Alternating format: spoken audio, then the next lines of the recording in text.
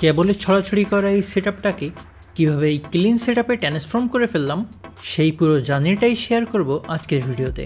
এটি আমার previous setup, যেটি একটি 5 ফিট টেবিলের উপর করা, যেখানে 32 ইঞ্চির একটি এবং 22 ইঞ্চির দুটি মনিটর রয়েছে।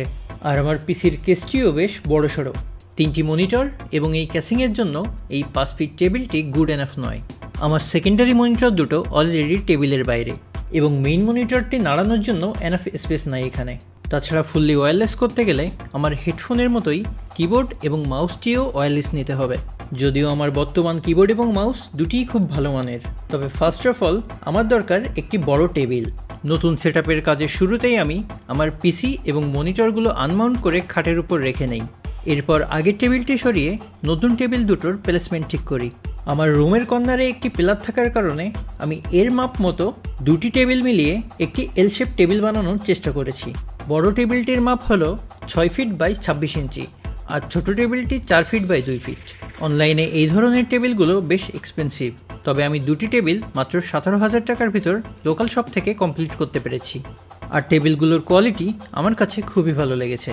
টেবিল সেটআপের পরেই আমি এটি ভালোভাবে মুছে নেই। প্রথমেই পালা মনিটর স্ট্যান্ডগুলো লাগানোর। যেহেতু টেক ভিডিওতে প্রোডাক্টের দামগুলো জানানো খুবই গুরুত্বপূর্ণ, তাই আমি সবগুলো প্রোডাক্টের অ্যাকুরেট প্রাইস স্ক্রিনে লিখে দিব। এই মনিটর আর্মটি ক্যালক ব্র্যান্ডের, যেটির দাম পড়েছিল 4,000 টাকার আশেপাশে। এটির সাথে আমি আমার মেইন মনিটরটি মাউন্ট করেছি। এই মনিটরটি একটি 32 ইঞ্চি 4K 144 হার্জের মনিটর, যেটি আমি স্টারটেক থেকে কিনেছিলাম 63,000 টাকার আশেপাশে। এরপর সেকেন্ডারি মনিটর দুটো মাউন্ট করার জন্য আমি ক্যালকেরই অন্য একটি মনিটর আর্ম ইউজ করি। এটি 2-in-1 মনিটর আর্ম, যেটির দাম পড়েছিল 6,000 টাকার মতো। যেহেতু মনিটরগুলো থেকে পিসি অনেক বেশি দূরে থাকবে, তাই এগুলোর সাথে থাকা HDMI কেবল দিয়ে এই মনিটরগুলো আমার পিসিতে কানেক্ট করা পসিবল হবে না। এই জন্য আমি বড় দেখে 3টি HDMI এবং একটি ডিসপ্লে কেবল কিনে নেই। এই 3টি কেবল 2100 টাকার মতো পড়েছিল। এরপর পালা সবচেয়ে কঠিন কাজটির, আর সেটি হলো কেবল ম্যানেজমেন্ট। সেটআপ যতই পাওয়ারফুল হোক, কেবল ম্যানেজমেন্ট ঠিক না থাকলে সেটআপ কখনোই দেখতে প্রিমিয়াম লাগে না। যেহেতু আমি অনেক আগে থেকেই প্ল্যান করছি এমন একটি সেটআপ বানানোর যেখানে কোনো রকম কোনো কেবল ভিজিবল থাকবে না, তাই আমি অনেকগুলো প্রোডাক্ট আগে থেকেই কিনে রেখেছিলাম যেগুলো আমি ইউজ করতে পারবো কেবল ম্যানেজমেন্টের জন্য। যেহেতু আমি পিসি এবং মনিটরের প্লেসমেন্টগুলো আগে থেকে ঠিক করে নেইনি, তাই আমি একটা এক্সট্রা পাওয়ার বাটন এক্সটেন্ডারও কিনে রেখেছিলাম। যাদের পিসি তাদের থেকে একটু দূরে রাখা থাকে, তারা এই বাটনটি ইউজ করে পিসি অন এবং অফ করার জন্য। এটি পিসির মাদারবোর্ডের সাথে কানেক্ট করে ইউজ করতে হয়। এই যে বাটনটি দেখতে পাচ্ছেন, এটি একটি মেকানিক্যাল কিবোর্ডের সুইচ, যেটি যথেষ্ট ক্লিকি সাউন্ডের। সেটআপের বেশিরভাগ টাইমটি কেবল ম্যানেজমেন্টে চলে যায়, আর এটিই ছিল এই সেটআপের সবচেয়ে কষ্টের কাজ। এবার পালা আমার নতুন ওয়্যারলেস মাউস এবং কিবোর্ডটি আনবক্স করার। যদিও আমার ইচ্ছা আছে এগুলো আরও কিছুদিন ইউজ করে তারপর একটি ডেডিকেটেড রিভিউ বানানোর। এই মাউসটি হলো রেজার ভাইপার আল্টিমেট, যেটির স্টারটেকে প্রাইস 14,800 টাকা, যেটি একটি চার্জিং ডকের সাথে আসে। আমি জানি মাউসটির প্রাইস তুলনামূলক অনেক বেশি, তবে আমি চাচ্ছিলাম খুব লাইট ওয়েট এবং ভালো কোনো ব্র্যান্ডের ভিতর যেতে। এটি বাদে আমার কাছে অপশন ছিল Logitech G Pro wireless gaming মাউসটির, যেটির বর্তমান দাম 11,900 টাকা। তবে যেহেতু আমি এর আগে দীর্ঘ সময় ধরে লজিটেকের মাউস ইউজ করেছি, তাই আমি শিফট হতে চাচ্ছিলাম রেজারে। আমার হেডফোনটিও আপগ্রেড করার ইচ্ছা ছিল আমার। আমি ঢাকার IDB এবং মাল্টিপ্ল্যান সেন্টারে অনেক খোঁজাখুঁজি করেও রেজার ব্যারাকুডা X ওয়্যারলেস হেডফোনটি কোথাও পাইনি। এটি অ্যাভেলেবেল হওয়ার সাথেই নিয়ে নেওয়ার ইচ্ছা আছে আমার। প্রথমে চেয়েছিলাম কাস্টম মাউস প্যাড বানাতে, কিন্তু এই মাউস প্যাডটি দেখে মোটামুটি ভালোই লেগেছে, তাই আমি এটি একটি লোকাল শপ থেকে নিয়েছিলাম।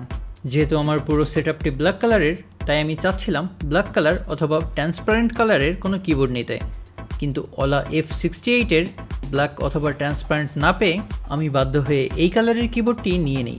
এই মডেলটি আমার খুবই পছন্দের, আর ইচ্ছা আছে ভবিষ্যতে আমি ব্ল্যাক অথবা ট্রান্সপারেন্ট কালারের কিক্যাপস কিনে এই কিক্যাপগুলো চেঞ্জ করে ফেলবো। এই কিবোর্ডটি একটি ট্রাইমোড কিবোর্ড, অর্থাৎ ওয়্যারলেস, ওয়্যার্ড অথবা ব্লুটুথ যে কোনো মাধ্যমেই ইউজ করা যাবে। কিবোর্ডটির দাম পড়েছে 7,200 টাকা। কিবোর্ডটির সাথে একটি নব রয়েছে, যেটি দিয়ে মাল্টিপল কাজ করা সম্ভব। RGB কন্ট্রোল থেকে অফিস মোডে নিয়ে গেলে এটি দিয়ে ভলিউম কন্ট্রোল করাও পসিবল। এর আগে আমি বেশ কয়েকটি মেকানিক্যাল কিবোর্ড ইউজ করেছি, যার ভিতর ব্লু সুইচ এবং রেড সুইচের কিবোর্ড ছিল, তবে আমার কাছে এই কিবোর্ডের সাউন্ডটি অসাধারণ লেগেছে। এটি একান্ত ব্যক্তিগত মতামত, তবে আমার কাছে মনে হয় মার্কেটে অ্যাভেলেবেল কিবোর্ডগুলোর ভিতর এই কিবোর্ডটির সাউন্ডই সবচেয়ে সেরা। এবার আসা যাক পাওয়ার ব্যাকআপে। আমার রুমের এক কর্নারে আমি লুমিনাসের একটি IPS এবং 150 অ্যাম্পিয়ারের একটি ব্যাটারি রেখে দিয়েছি। এই IPSটি 1050 ওয়াট পর্যন্ত পাওয়ার ডেলিভারি করতে পারে। IPSটির কানেকশন আমার UPS পর্যন্ত এসেছে। ডুপ্লেক্স বাসা হয় ওয়াইফাই কভারেজ নিয়ে বেশ প্যারা খেতে হয়, তাই বাধ্য হয়ে আমার TP লিঙ্কের 4টি ডেকো ইউনিট কেনা লেগেছে, যার 3টি ডেকো M4 এবং একটি ডেকো E4। M4গুলোর প্রাইস পড়বে প্রতি পিস 4600 টাকা, আর E4টির প্রাইস পড়েছিল 3100 টাকা। টেবিলের সাথে কালার থিম মিল রেখে আমি আমার চেয়ারটিও চেঞ্জ করেছি। আমি মার্ভোর একটি RGB চেয়ার ইউজ করতাম, যেটি স্টারটেক থেকে 17,000 টাকার আশেপাশে কিনেছিলাম, আর এটি হলো গিগাবাইটের একটি চেয়ার, যেটির দাম পড়েছে 25,000 টাকা। সেকেন্ড টেবিলে রেখেছি আমার ল্যাপটপ, মাইক্রোফোন আর নতুন একটি মাউস। এই মাউসটিও ওয়্যারলেস মাউস এবং এটি রিচার্জেবল। এটির মডেল হলো ফ্যানটেক ভেনম 2, যেটি 1800 টাকা পড়েছিল। এখানে যে মনিটরটি দেখতে পাচ্ছেন, এটিকে ট্যাবের আকারে ইউজ করার জন্য রাখা হয়েছে। ভবিষ্যতে আমি এটিকে একটি টাচ মনিটরের সাথে এক্সচেঞ্জ করব। মেইন মনিটরের পাশে লম্বা করে যে মনিটরটি রাখা, এটি MSI এর 24 ইঞ্চি 144 হাজারের একটি মনিটর, যেটি আমি আজ থেকে 2.5 বছর আগে 26,000 টাকা দিয়ে কিনেছিলাম।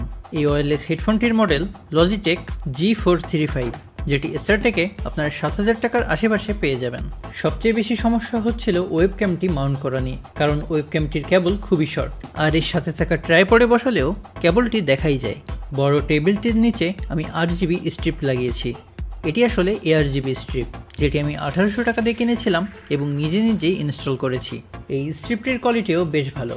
এটি মিউজিক সিঙ্কড এবং এটি কন্ট্রোল করার জন্য ফোনের একটি অ্যাপও রয়েছে। আপনি চাইলে এটিকে রিমোট দিয়েও কন্ট্রোল করতে পারবেন। আর এটি হলো ফাইনাল লুক আমার বর্তমান সেটআপের। টেবিলের নিচে থাকা স্পিকারটির কেবল বাদে অন্য কোনো কেবলই তেমন একটা ভিজিবল না, আর এই স্পিকারটিও আমি খুব দ্রুত চেঞ্জ করে ফেলবো। ছোট টেবিলটা থাকায় আমি এবং আমার ওয়াইফ একসাথে বসে কাজ করতে পারি, যদিও তার নিজের PC সেটআপ রয়েছে অন্য রুমে। আপনারা যদি চান তাহলে আমি সেটিরও ডিটেলস ভিডিও নিয়ে আসবো। এছাড়া আমার ইউজ করা যে কোনো প্রোডাক্টের ডিটেলস রিভিউ ভিডিও চাইলে কমেন্ট করে জানাতে পারেন।